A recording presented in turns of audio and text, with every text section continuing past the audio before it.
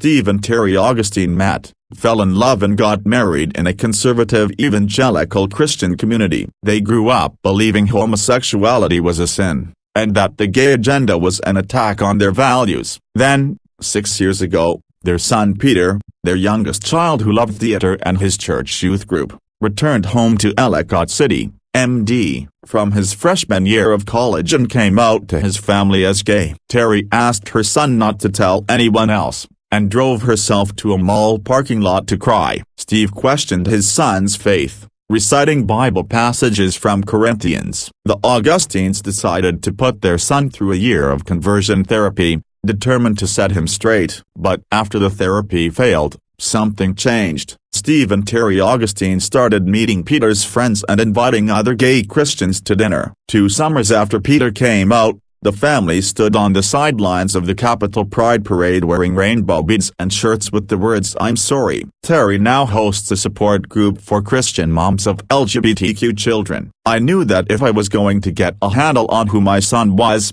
Terry said, "I really needed to step into that world." The transformation in the Augustine family parallels a shift in public opinion that social scientists say is unlike any other of our time. As recently as 2004, polls showed that the majority of Americans, 60%, opposed same-sex marriage, while only 31% were in favor, according to the Pew Research Center. Today, those numbers are reversed. 61% support same-sex marriage, while 31% oppose it. "You can't find another issue where attitudes have shifted so rapidly," said Don Hayter-Markle, a political science professor at the University of Kansas who has studied public opinion of LGBT rights over the years.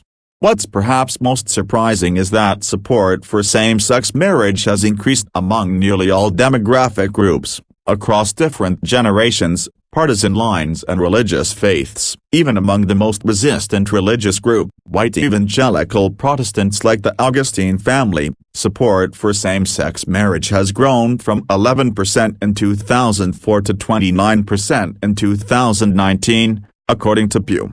50 years after police raided the Stonewall Inn, a gay club in Manhattan, spurring days of riots that would become a catalyst for the gay rights movement, the leap in public opinion has been followed by leaps on the ground. Even as work remains, a record number of LGBT candidates have been elected to Congress. Colorado elected the country's first openly gay governor. Chicago has a lesbian mayor and the first openly gay Democratic candidate is running for president.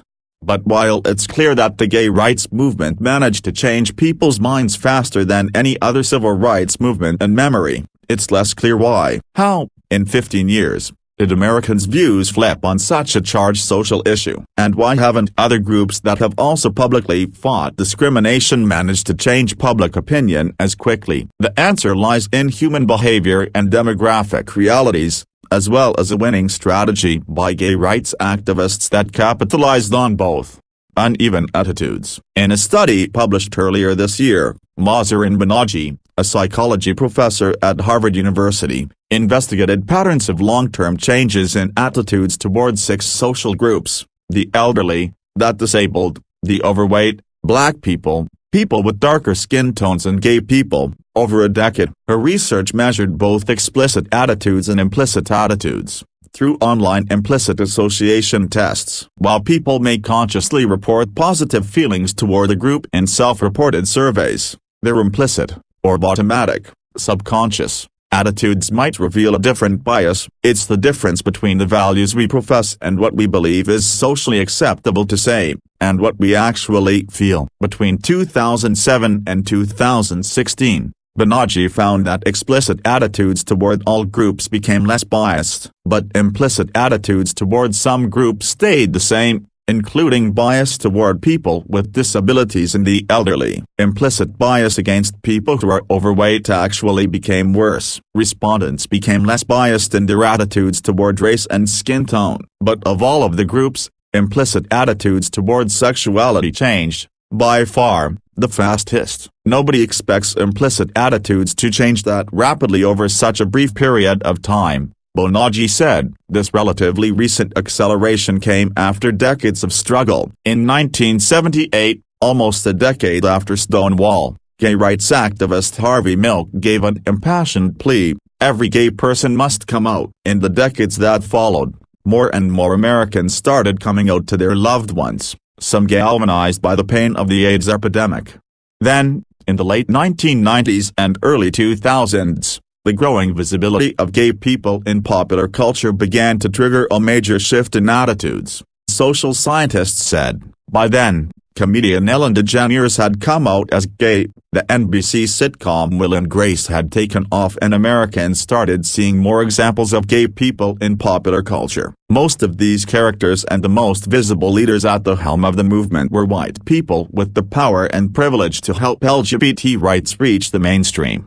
But there was something different about the gay and lesbian community, compared with other minority groups. They were in every socio-economic and racial group, every generation, in small towns and big cities. Unlike other demographics, sexuality is a dimension that is everywhere, Banaji said. It is not segregated. The more connections Americans made with gay or lesbian people, the more positive their attitudes toward them became, a trend social scientists call the contact hypothesis. And families like the Augustines were forced to resolve an internal dilemma that social scientists call cognitive dissonance. When two beliefs come into conflict in our minds, our brains are not good at just holding the conflict. We have to resolve the conflict, Banaji said. You can disown your child or you can change your attitudes toward gay people. After conversion therapy failed to change their son's sexuality, Terry and Steve Augustine resolved to understand it. Terry asked her children to invite gay Christians they knew to their home. Her daughter Bethany invited a gay colleague to come to dinner with his partner. Terry learned about the pain he endured when his church rejected him. My husband and I looked at each other and were like, wow,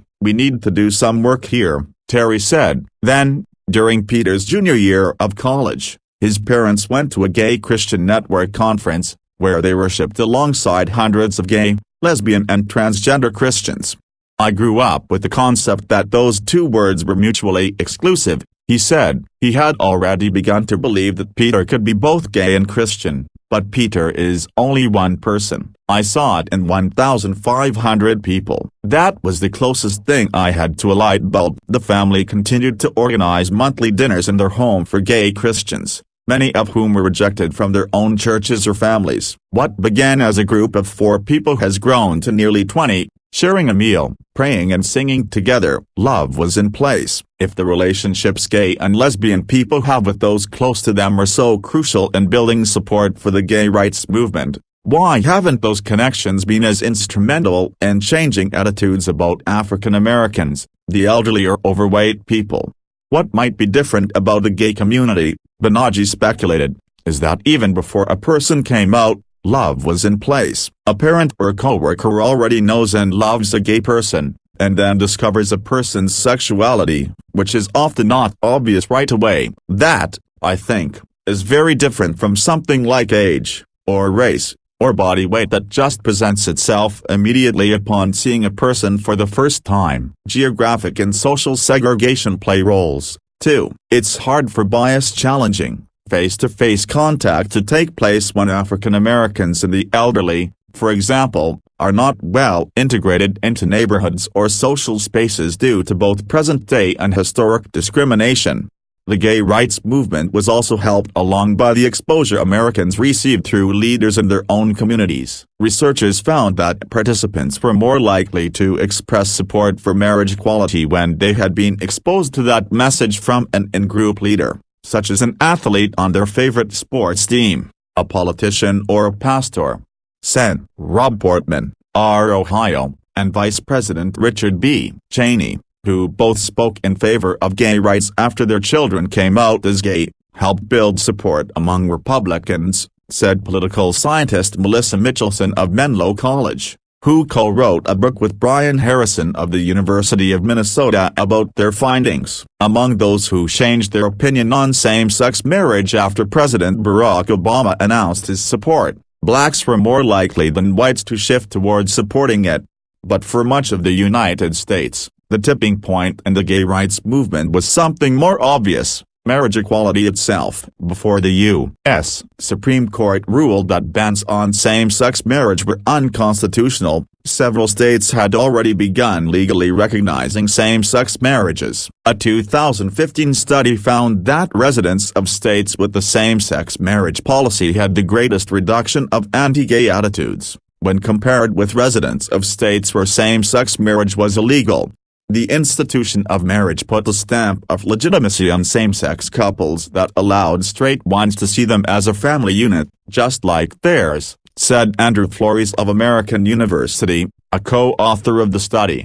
Moreover, Michelson said, there was a very conscious effort to frame this as being about love instead of being about rights, and the marriage equality movement chose elderly same-sex couples as some of their most visible spokespeople. Michelson pointed out, there weren't any suggestions of anything happening between the sheets. It was just about love, she said. Frozen positions. Despite the rapid progress of the gay rights movement, members of the LGBTQ community continue to be targets of violence and hate crimes. The Trump administration has rolled back a number of transgender protections at the federal level and emboldened a conservative base pushing for religious liberty, a backlash that Heather Markle says parallels the rise of anti-gay movements in the 1970s, such as singer Anita Bryant's anti-gay Save Our Children campaign in Florida, and the Briggs Initiative, a ballot measure in California that would have mandated the firing of any teacher who was gay or pro-gay rights.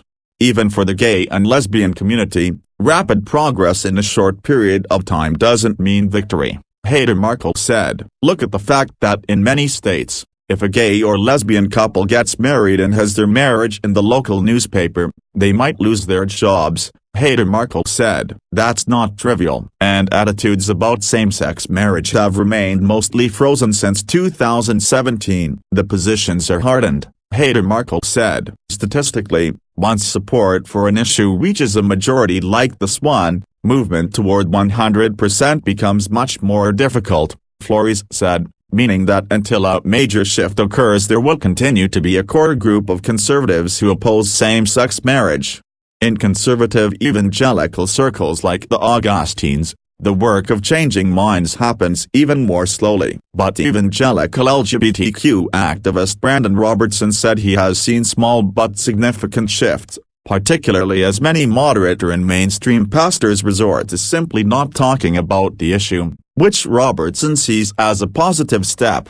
Just 5 years ago it would have been okay to say homosexuality is a sin and an abomination, Robertson said. Today you would be hard-pressed to find any major evangelical leader who would say that publicly. As for the Augustines, the family left their old church, a conservative evangelical megachurch, for Emmanuel United Methodist Church in Laurel, MD, which calls itself an affirming community of faith. Walking into a service last Sunday, Terry and Steve Augustine passed a rainbow pride flag in front of the small church, and a sign that read, "Minds are like parachutes, they only work when open." Peter led the congregation in the song "You Are Holy." The pastor wore a rainbow stole around her neck. After the service, Terry met with a group of about 10 mothers of LGBT children. Fanning themselves while sitting on floral-printed couches, they went around sharing their stories to a newcomer. There was the mother whose father, grandfather and uncles were all conservative pastors,